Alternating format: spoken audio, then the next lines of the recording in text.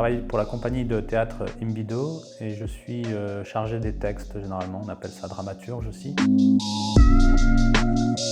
Le travail de dramaturge, c'est d'écrire, on va dire, la pièce ou d'écrire le texte. Ça peut vouloir dire aussi faire les modifications nécessaires pour l'adapter à la scène. Ce qui est intéressant aujourd'hui, c'est qu'on ne travaille pas forcément avec des textes de théâtre. On peut prendre des textes de littérature ou même n'importe quel type de texte et ensuite les adapter à la scène. Après, quand on travaille sur un texte de théâtre classique, mon travail consiste à faire des lectures à voix haute avec les acteurs, le metteur en scène, etc. et à prendre des notes sur ce que le texte peut signifier, de quelle façon on peut l'interpréter, donc de créer de la matière d'interprétation à partir du texte de base.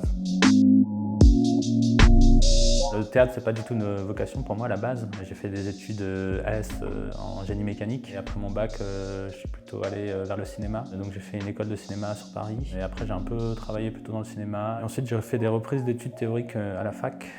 J'ai fait des études de lettres et de peinture. Petit à petit, ça m'a amené à fréquenter des gens dans le milieu théâtral. Je faisais des captations de pièces ou des choses de genre ou des petits films pour leurs pièces. Et au bout d'un moment, je me suis impliqué dans la compagnie au moment où la compagnie travaille sur une pièce qui avait une forme de jeu en fait. Parce que je suis aussi très intéressé par le jeu. J'ai travaillé pour un site de critique de jeux vidéo et j'ai écrit des textes théoriques sur le jeu et le jeu vidéo. Au début, je m'impliquais juste pour faire des retours sur les règles des différents jeux. Puis ensuite, je me suis impliqué vraiment sur comment les textes allaient pouvoir être mis en place dans les jeux, comment la pièce allait pouvoir raconter une histoire. À partir de là, j'ai continué à travailler en fait sur les projets de façon beaucoup plus impliquée à partir des textes et comment du coup raconter des choses par le théâtre sur ces textes. J'ai envie de dire, il y a plusieurs temps de travail qui peuvent composer ma journée. Alors quand on est en résidence, généralement, on est sur le plateau ou à la table à lire le texte et à travailler le texte directement. Donc ça, c'est toute la journée en fait.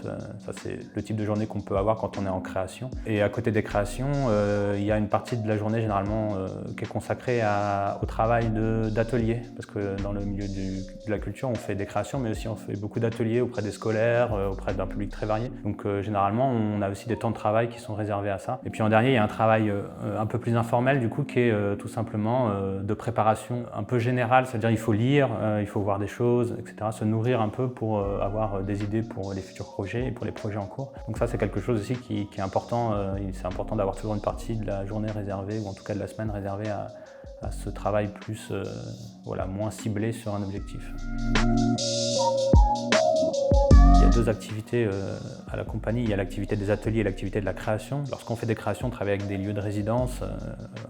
Sur la Lozère, il n'y a pas énormément de lieux qui nous permettent de faire ça, mais on travaille avec la mairie d'Ispagnac, avec des cafés associatifs. Et puis quand on était sur Tours, on travaillait avec des lieux réservés à l'accueil en fait, de compagnies de théâtre ou de groupes musicaux, comme le 37e Parallèle. Vraiment des lieux qui étaient spécifiquement réservés à ça. Et à côté de ça, tout le volet intervention, on peut travailler dans les écoles ou avec les bibliothèques.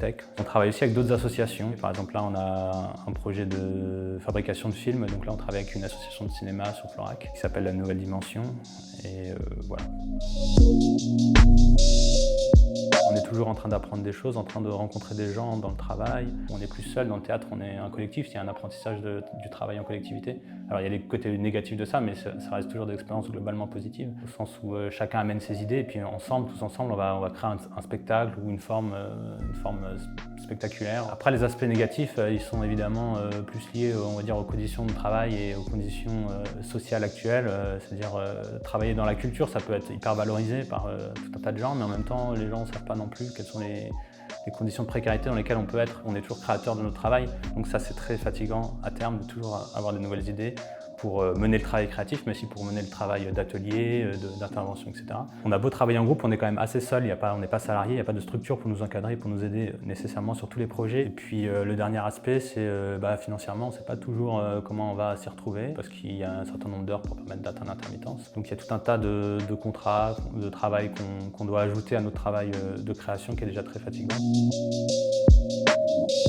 L'art, la création artistique, c'est un travail concret, un travail pratique qui peut être mené par en fait, n'importe qui. Il faut démarrer quelque part, faire des choses qui sont nulles. Il y a toujours les a priori du génie, de l'inspiration, etc. Et en fait, peut-être que certaines personnes travaillent comme ça, mais je pense que c'est toujours associé aussi à un travail très pratique. Il faut faire des spectacles pour devenir metteur en scène. Il faut faire des films pour devenir réalisateur, etc. C'est important de rappeler aussi que c'est un travail simple et pratique, mais qu'il faut se lancer tout simplement pour en faire l'expérience.